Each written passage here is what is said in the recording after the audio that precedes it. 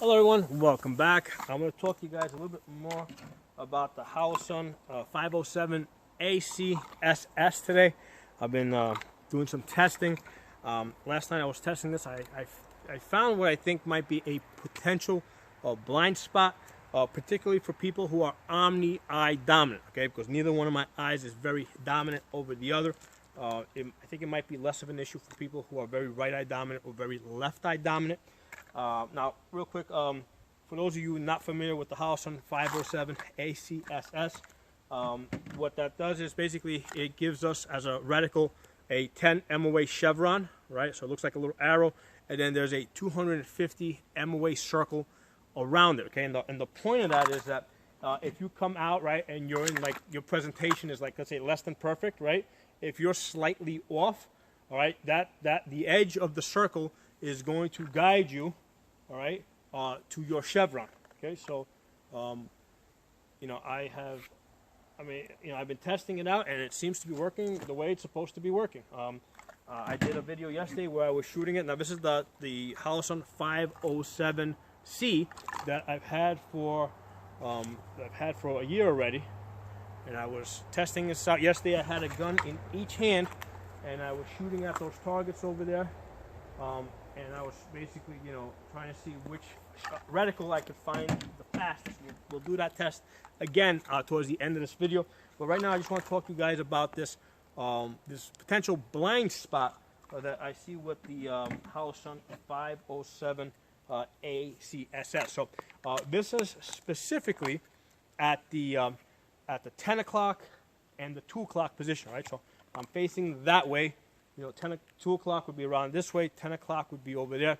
So if I have the gun in my left hand and I look at the right edge of the circle, right? So it's the opposite of whatever hand you have it in. So if you have it in your left hand and you look at the right edge of the circle, you're going to see this image, all right? So you're going to see two half circles. Likewise, if you hold it at the 2 o'clock position, right, on your right side, and you look at the left edge of the circle. Oh, wrong gun. That's the 32 MOA. That's the red one's the one with the 32 MOA circle. This issue, or rather this optical illusion, does not exist with the 32 MOA circle. I've not been able to see that. So this is the one with the chevron at the 2 o'clock position, right? If it's in your right hand and you're looking at the left edge, all right? So you gotta be looking at the opposite edge, or whatever hand you have it in. So on my left arm, it's going to be the right edge, right? In my right hand, it's going to be the left edge, right? You're going to see this, okay? Two circles, and it's like, okay, which way do I go? What do I do? Okay, so what you're seeing here, right, is this. Although it's not going to be in the vision inside your scope. So when you see this image, you're like, what is this crap? Which way do I go?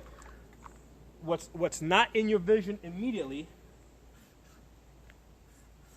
is this. Two chevrons. Because what's happening is in that position, right? If you're omnidominant like me, right? You got your two eyes coming in, and you're seeing a double vision. Okay, I don't see this if I have the gun straight ahead. Okay, it's only in that 10 o'clock. Right, at that 10 o'clock and that 2 o'clock position, if you're looking at the opposite edge of whatever hand you're holding the gun in, okay? So the answer to this, right, it's a really quick, simple. If you see this, okay, move left or move right. I don't care which way you go, make a decision and go there, okay? So it's kind of like the squirrel in the middle of the road, right? Cars going at it. And the squirrel's going back and forth. It doesn't know which way to go. Pick a direction and just go, and you'll live. All right. Stay in the middle, undecided, and you're gonna get turned into a pancake. But yeah, that's what it is. It's kind of like a blind spot, but it's got a easy solution, right? If you're aware of it, and you know what you gotta do. And the answer's simple. Just pick a direction, just go. Don't stay there. So far, that's the only major flaw I've been able to find with this. Not major flaw, but it's the only flaw. Now, any sighting system is going to have, you know, some weakness, right? So, you know, starting with iron sights. With iron sights, the problem with that is you're looking at three different things: rear sight, front sight, and target at three different distances, and your eye's only able to focus on one thing at a time. So the thing that you're supposed to focus on is your front sight, but the problem is that your body naturally wants to look at the target, particularly if you're scared of the target, right? If it's something that's scaring you, it's really hard to pull your focus back from the threat to your front sight. So the optics on the pistol solve that problem. You know, starting with just the standard 2 MOA dot on the pistol, you're able to put the dot on the target, and you focus on the target, and the dot's just on it. Problem with that is it's a small dot, so if you don't have perfect presentation, you come out, you can't find that dot. So what you're doing is you're fishing around like this, trying to find the dot. And that's not the thing to do. Basically, go to your iron sights. If you can't, you know, if you're in an awkward position, you can't find it. Fastest thing probably to do, if you have just a little dot, is probably just to go to your, to your iron sights. Okay. So from there, you know, some optics gave us the 8 MOA dot. Okay. And I do have a, what is it? It's a Burris Fast Fire, right? It has an 8 MOA dot, a little bit bigger, a little bit easier to see. But it's still kind of the same issue. It's a dot. You know, it's better than a 2 MOA dot. But yeah, you can still have some problems finding it. Okay. So from there, Holosun gave us the 32 MOA circle on the 507C, which is basically 4 times bigger than your 8 MOA dot. Now you got a 32 MOA circle, and huge improvement, right? Just from me, you know, shooting the Burris with the 8 MOA dot, going to you know, to the 32 MOA circle, huge improvement, right? I can get on this a lot faster. Although sometimes if I'm like pointing the gun, I can have some difficulty finding that 32 MOA circle if I'm way off, you know. If I'm, you know, doing some weird stuff like that, you know, you can have some difficulty finding that 32 MOA circle. Still way faster than the dot. And then yesterday I was testing out this the Chevron, and it wasn't, you know, like I said, I went into it kind of impartial, not having made up my mind. I did a video yesterday where I had a gun in each hand, and I was shooting it, and then I went back, I looked at the video, and it seems like I'm faster with the Chevron, okay? Because if I'm off, okay, I kind of know which direction, you know, the edge of the circle does tell me which direction I'm supposed to go into, okay? So yeah, going back, it wasn't my opinion at the time. When I did the video, I really couldn't tell, but afterwards, after looking at the video, and what you do is, when you look at my video, don't look at the hits, all right? Because it's not an accuracy test. I'm shooting one-handed on uneven ground. The question is from the point that the gun goes out, how soon do you hear the bang, okay? Because what I'm doing is as soon as I see that Chevron or that 32 MOA circle, I'm pulling the trigger, okay? I'm not concerned with accuracy.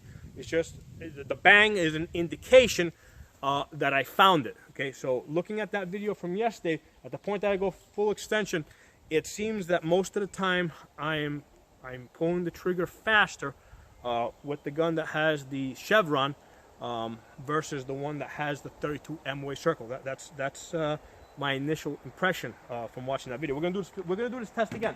We'll do it right now. This way you can, you know, you saw yesterday's video, and you know, maybe I was having an off day or a really good day yesterday. Let's do this again now. Now the good thing is I'm omnidominant, so I can shoot with either eye. I can shoot, you know, I'm ambidextrous. I can shoot with either hand. I'm a decent shot with my left hand as well as my right hand. So that helps in this test. So let's do a couple shots. I'm going to do this a couple different ways. I'm going to do this first, just punching straight out, all right, the way you would if you were coming out of a holster. Take a couple shots that way. Then what I'll do is I'll do it coming straight up, right? Why am I doing this? Because that's not what I normally do when I come out of holster. Come out perfect, you know, and you punch straight out. Well, again, this is a test of how quickly are you able to find it under less than perfect circumstances. So I'm going to do something weird like that, you know, which is not what I normally do. We'll see how quickly I'm able to find it. And then I'll do a moving forward and shooting test. Again, moving over uneven ground. As soon as I see that Chevron, I'm taking that shot. So let's do a little bit of testing here. All right, so let's start just straight out punching. That was the circle, okay? Now chevron.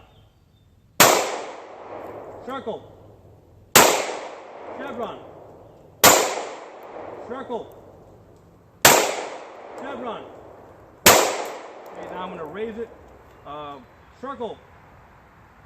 Lost it. Chevron. Circle. Chevron. I'm going to do moving forward now, okay? Circle. Chevron. Circle.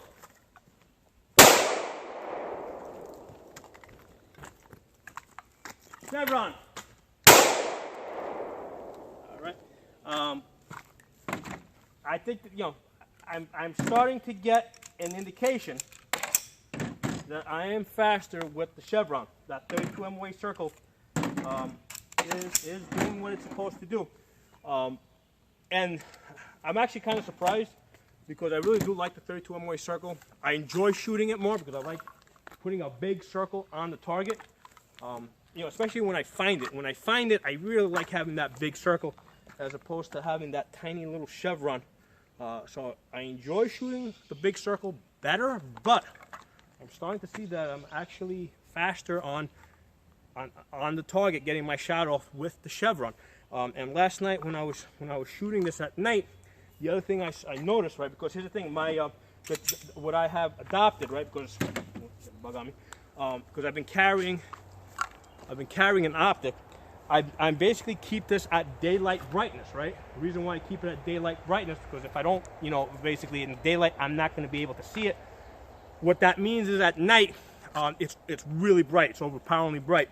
So, but here's the thing. My logic was that, hey, at night especially, you're going to be shooting relatively close. If you've got a man-sized target, within 15 feet of you, put that big bright thing on the target, you'll be able to hit it. And I tested that. That does work.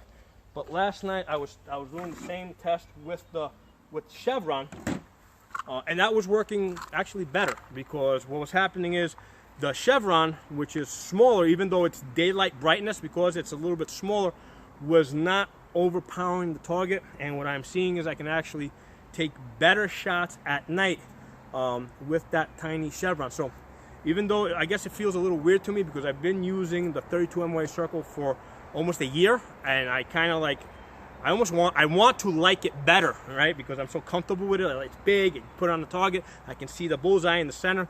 But the fact is that